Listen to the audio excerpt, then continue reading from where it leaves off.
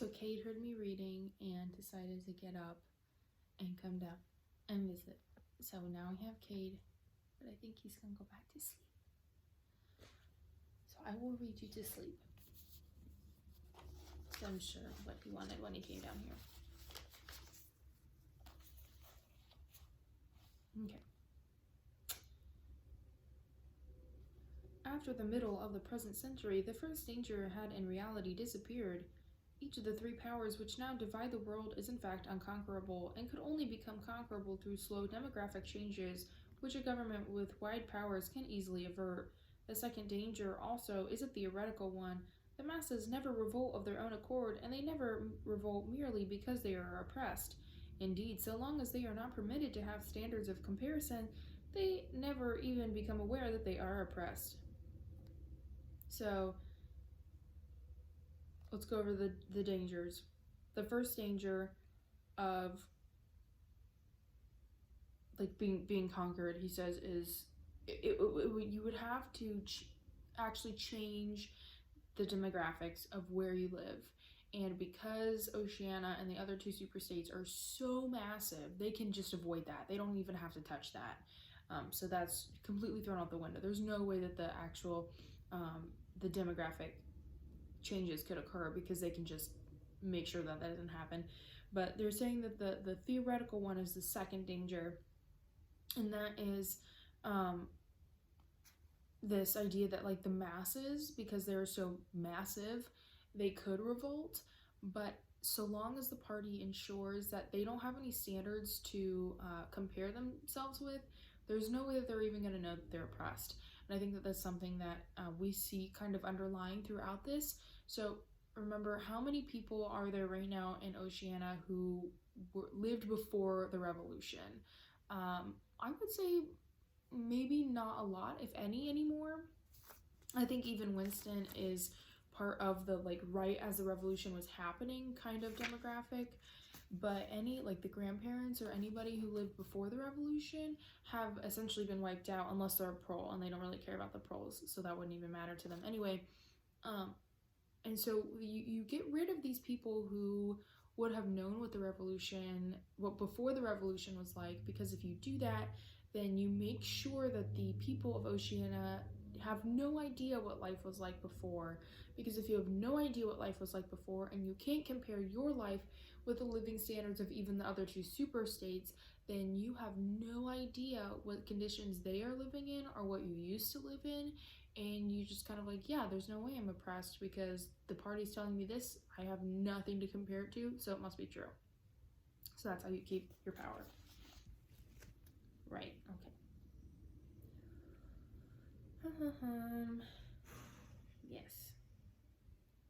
The recurrent economic crises of past times were totally unnecessary and are not now permitted to happen.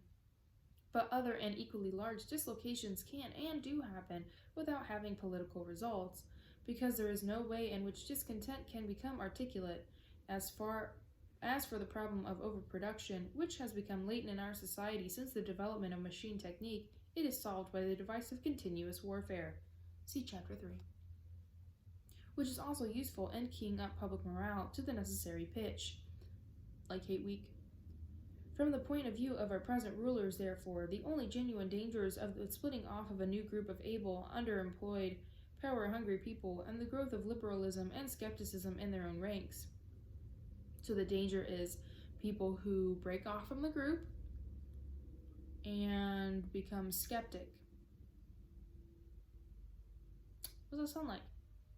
I think it sounds like Winston. It sounds like Winston and Julia. It sounds like the Brotherhood. So I think this group is already forming.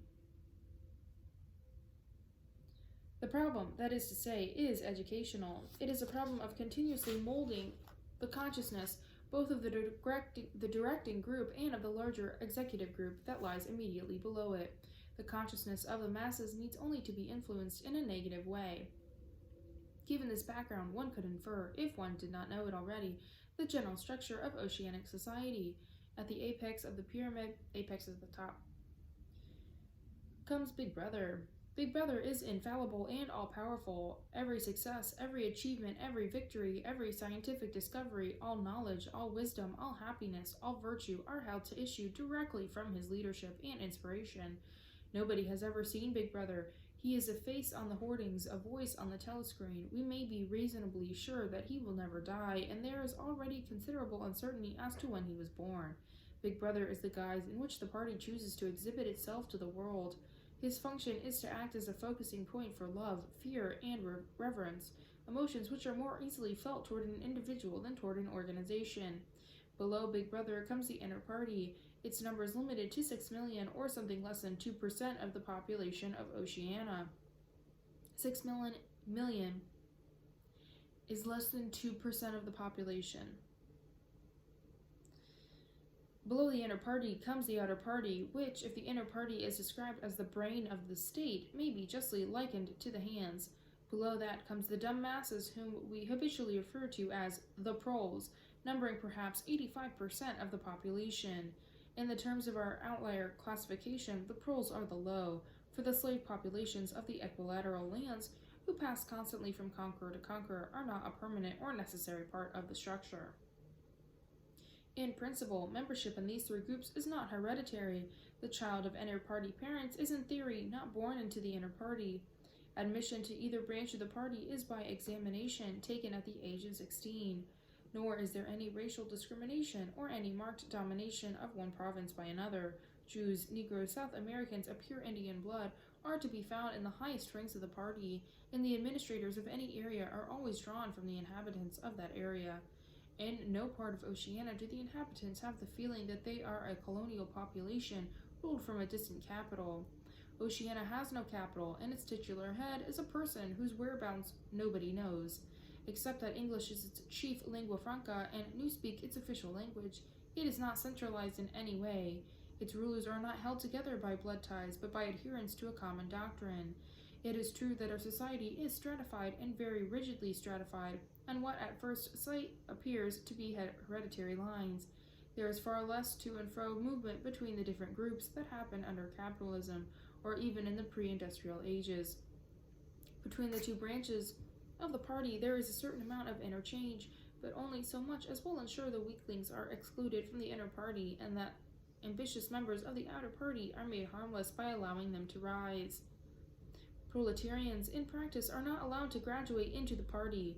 The most gifted among them, who might possibly become nuclei of discontent, are simply marked down by the thought police and eliminated.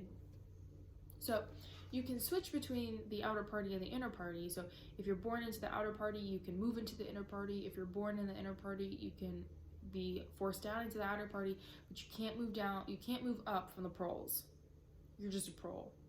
And if you try to, if you act smart, if you do anything that is out of the ordinary for a prole, the thought police will get you. True facts. But this state of affairs is not necessarily permanent, nor is it a matter of principle. The party is not a class in the old sense of the word. It does not aim at transmitting power to its own children as such. And if there was no other way of keeping the ablest people at the top, it would be perfectly prepared to recruit an entire new generation from the ranks of the proletariat. In the crucial years, the fact that the party was not a hereditary body did a great deal to neutralize opposition. So saying it's not hereditary, is that like born into it kind of thing? So if it was hereditary, if the leadership was hereditary, then only people who had the same bloodline would follow into that same status. But that's not how the party works. It's just about who you are and your zeal for the party.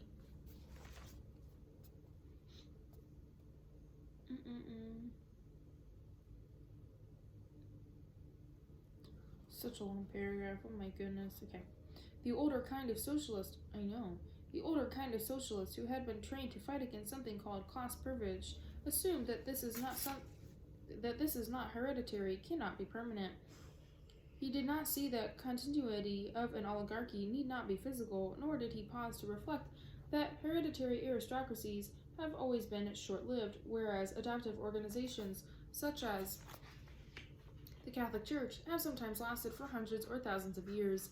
The essence of oligarchical rule is not father-to-son inheritance, but the persistence of a certain worldview and a certain way of life, imposed by the dead upon the living. A ruling group is a ruling group so long as it can nominate its successors. The party is not concerned with perpetuating its blood, but with perpetuating itself. Who wields power is not important, provided that the hierarchical structure remains always the same. So, that section is essentially saying it really doesn't matter who comes from whose family and who is part of the ruling class. All that matters is that somebody who is in power is following the same hierarchical structure that the other people in the party are upholding as well. So that's where I will end for this video. I'm picking it up in the next one.